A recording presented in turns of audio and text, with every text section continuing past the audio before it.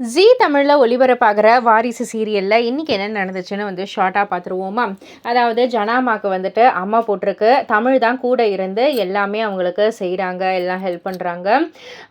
எல்லாரும் கூட்டமாக கூடி வராங்க. நம்ம ஜனாமா சேதுவியும் வர்ஷினியும் நீங்கள் கல்யாணத்துக்கு போயிட்டு வாங்க அப்படின்றாங்க. ஒரு ஃபங்க்ஷனுக்கு போகிறதுக்காக ஜனாமா கண்கள் கட்டப்பட்டிருக்கு. ஸோ அந்த நிலையிலே தான் எல்லாத்தையும் பேசுகிறாங்க. உடனே அதான் சொல்கிறவங்களே சொல்லிட்டாங்கல்ல, வாங்க நம்ம கல்யாணத்துக்கு போகலாம் அப்படின்னு அந்த ஃபேமிலியே எல்லாரும் சேர்ந்து புறப்படலான்னு சொல்லி வரக்குள்ள ஹாலுக்கு எல்லாம் சேர்ந்து நிற்கக்குள்ள பிரபு சும்மா இருப்பாரா, அவருடைய வேலையை காமிப்பார் இல்லையா.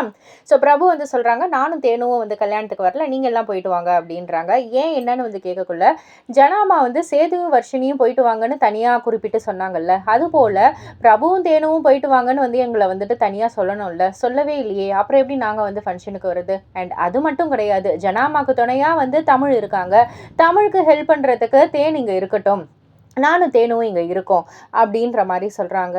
ஸோ இதை கேட்டுட்டு எல்லாருமே ஓகேன்ற மாதிரி பிரபுவையும் தேனுவையும் விட்டுட்டு நம்ம போகலாம் அப்படின்ற மாதிரி டிசைட் பண்ணுறாங்க.